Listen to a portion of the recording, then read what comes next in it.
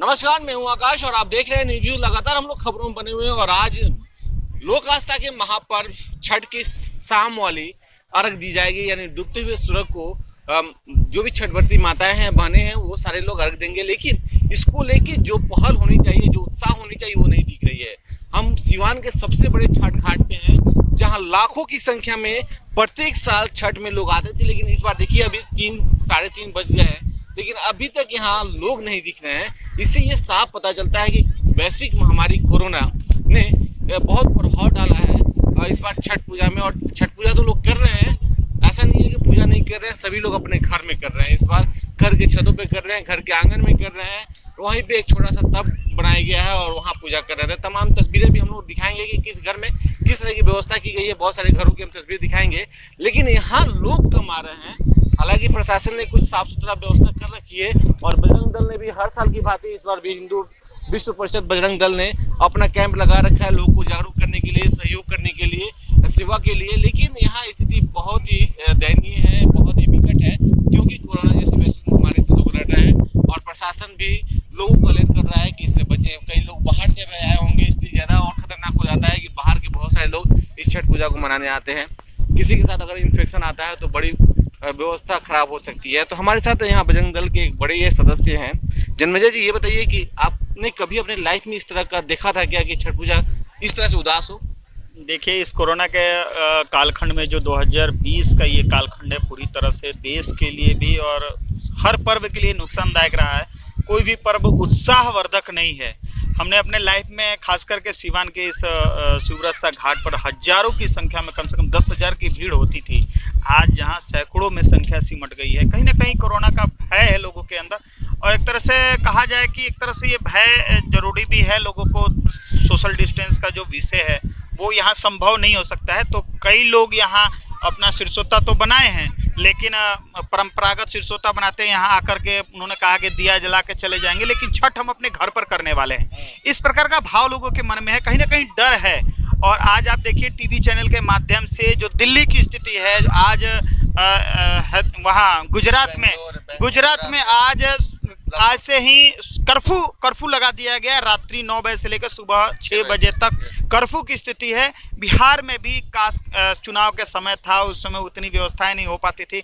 आज सभी पत्र पत्रिका में भी हर दिन 24-25 मरीज सिवान के अंदर भी मिल रहे हैं। ये तो कहीं ना कहीं ये डराने वाली स्थिति है। मैं आपके टीवी चैनल के माध्यम से ये खास करके जो यहाँ घाट पर आने वाले हैं, सभी लोग मास्क लेकर के आए, ताकि ये सोशल डिस्टेंस जागरूक तो होना ही चाहिए। और आपसे बहुत सारी बातें करनी है, लेकिन इस सब के बीच आपको बता देना चाहते हैं कि अभी हाल ही में बिहार में चुनाव खत्म हुआ है और चुनाव में जो गहमागहमी रही है, जो भीड़ भाड़ा के रहे हैं, जो सोशल डिस्टेंस की जम के नेताओं ने धज्जियां उड़ाई, चाहे वो नीतीश कुमार हो, मंगल पांडे हो या फिर तेजस्वी यादव हो, सभी लोगों ने जम के धज्जियां उड़ाई है। लेकिन अब स्थिति बहुत ही भयावह होती जा रही है। या यूं कहें कि चुनाव में कोरोना के नाम पर कुछ नहीं था, कोई उपाय नहीं किए गए थे, सरकार भी बिल्कुल लूज थी।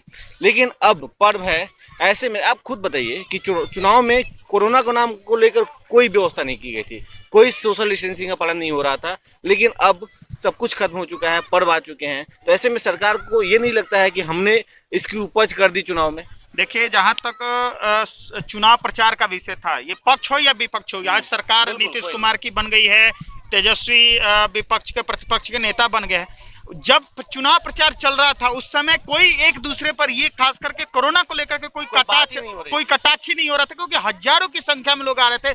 कहीं ना कहीं दोनों सत्ता और विपक्ष के लोग इसके लिए दोषी हैं। कहा जा सकता है कि पूरी तरह से नासमझ वाला विषय है।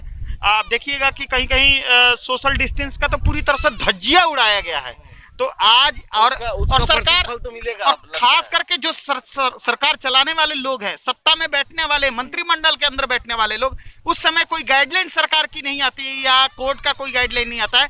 आज पूजा है, छठ बिहार नहीं, आज पूरे देश के अंदर अमेरिका जैसे, लंदन जैसे जगहों पर आज छठ का पर्व मनाया जा रहा है। तो आज कोरोना तो है ही है, ये तो वैश्विक महामारी है, लोगों को सतर्क रहना चाहिए।